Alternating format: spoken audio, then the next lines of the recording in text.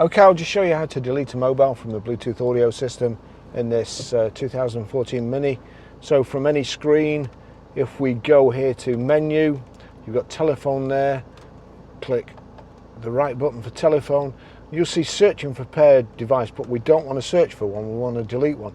At the end here you've got the back symbol and BT. So the second one in, you click BT. There you go, that picks up the phone.